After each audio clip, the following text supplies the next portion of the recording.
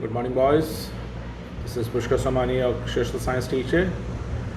Uh, boys, we will start the next part of this chapter. Chapter 8, Civilizing the Native, Educating the Nation. Just we have a look what I have already explained to you. Here, I told you about the education through eyes of Britishers, means Orientalist culture. I told you about 1783 William Jones in Kolkata. He was a junior judge, Supreme Court, and he started learning Sanskrit. His interests were shared with others. Britishers became guardians of Indian culture and masters as well. Madras was set up in Calcutta in 1781. Critics of Orientalist. I told you James Mill was biggest critic at that time. English Education Act of 1835 was introduced in this. Education of Commerce. In 1854, Courts of Directors of the East India Company in London sent an individual dispatch to the Governor General in India, issued by Charles Wood, known as Wood's Dispatch. Till 1813, Britishers opposed Christian missionaries, fearing that it would invoke suspicion in people. The story of locust sports I told you. 1830, William Adam, Scottish missionary, toured Bengal and Bihar on progress of education in vernacular schools. In the vernacular schools, flexible education, no fixed fee, no periodic books, no separate school building, no benches or chairs. Under banyan tree or at Guru's home, they used to get the knowledge. Rich people paid more than poor the school fees. Teaching at the time was oral. No classes during harvesting season, so even peasant's child can study. Vernacular is a term generally used to refer to a local language. Now, come to the formalization of education. In this,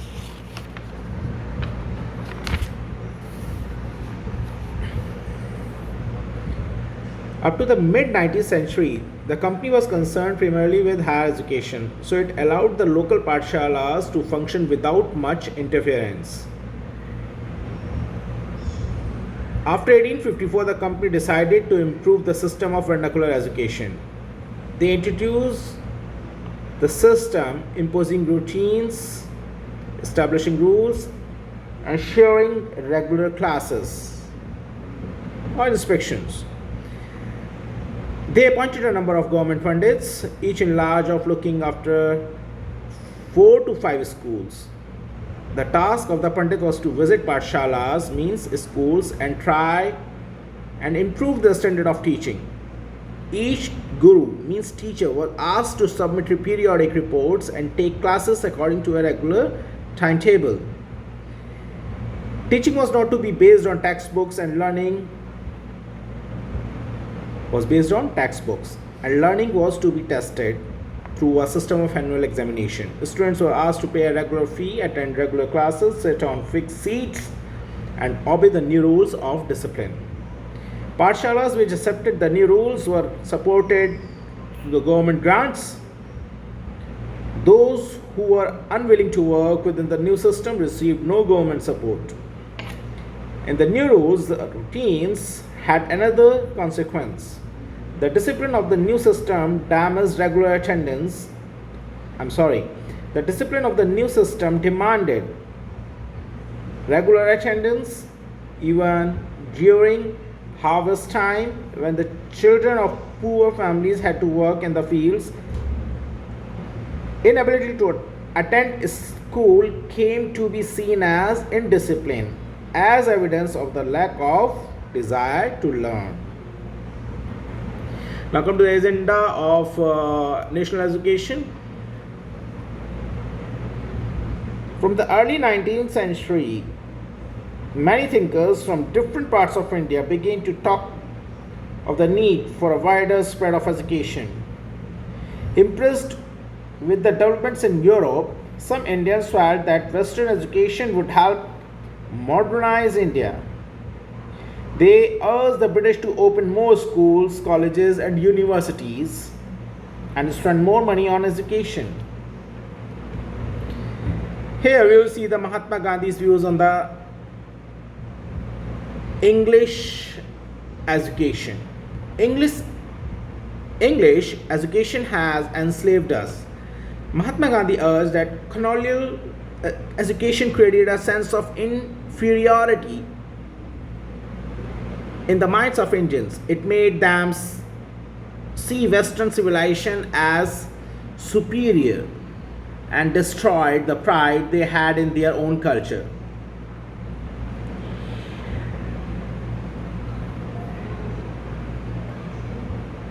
We are charmed by West and admire everything from West.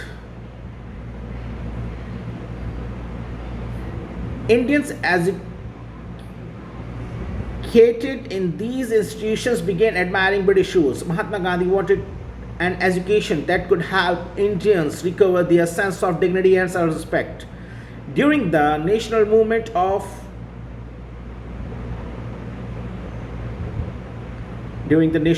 he urged students to leave educational institutions in order to show to the British that Indians were no longer willing to be enslaved. Mahatma Gandhi strongly felt that Indian languages ought to be medium of teaching. Education in English crippled Indians, distanced them from their own social surroundings, and made them strangers in their own lands. Speaking a foreign tongue, despising local culture, the English educated did not know how to relate to the masses. Here, Mahatma Gandhi said, focused on reading and writing rather than oral knowledge. It valued textbooks rather than lived experience and practical knowledge. Education ought to develop a person's mind and soul. Literacy, or simply learning to read and write, by itself did not count as education. People had to work with their hands, learn a craft, and know how to different things operated. This would develop their mind and their capacity to understand. As nationalist sentiments spread, other thinkers also began thinking of such a national education which would be radically different from that set up by the British. If we see the Tagore's view, Tagore's is a Rabindranath Tagore. You have heard about the Shanti Niketan. This is established in 1901 and is started by the Rabindranath Tagore. It's an institution. As a child, Tagore hated going to school. He found it suffocating and oppressive. The school appeared like a prison, for he could never do what he felt like doing. So while other children listened to the teacher, Tagore's mind would wander away. The experience of his school days in Calcutta shaped Tagore's ideas of his education. On growing up, he wanted to set up a school where the child was happy.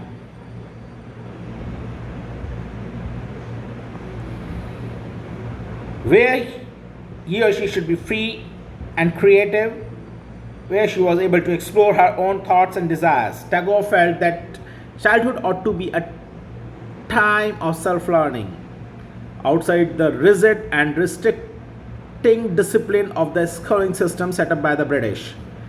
Teachers had to be imaginative, understand the child, and help the child develop her curiosity. According to Tagore, the existing school killed the natural desire of the child to be creative, her sense of wonder.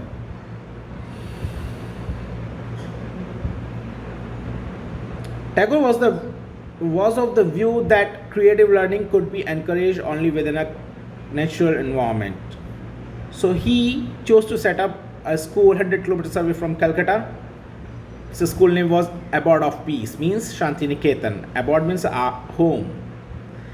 Where living in harmony with nature, children could cultivate their natural creativity. Many individuals and thinkers were thus thinking about the way a national educational system could be fashioned. Some wanted changes within the system set up by the British and felt that the system could be extended so as to be included wider section of the people. Others urged to alternate the systems be created so that the people were educated into the culture that was truly national. Who was to define that was truly national? The debate about what this national education ought to be continued till after independence. If you see the differences in ideologies of Mahatma Gandhi and Tagore, here Gandhiji was against Western technology. Tagore wanted to combine Western with traditional ways, teach science and technology along with art, music and dance. Number of schools limited to those run by the church or set up by the wealthy individuals. Some wanted changes, as I told you, within British system. Others wanted to redefine British system education, Act 1870. No widespread education. Child labor was common at that time. Poor children could not be sent to school. So most important educational thinkers of the period was Thomas Arnold, became the headmaster of the private school Rabi. Favored secondary school curriculum, study of the classics, disciplined the mind to become civilized adults. They needed to understand society's notions of right and wrong, proper and improper behavior. So in this chapter we have finished all the things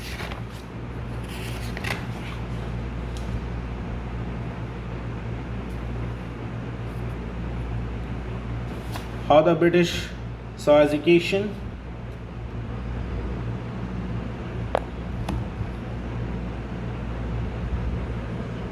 Education through eyes, I told you about this. Today I told you formalization of education, agenda of national education, Mahatma Gandhi's views, Tagore's views, and differences in ideologies.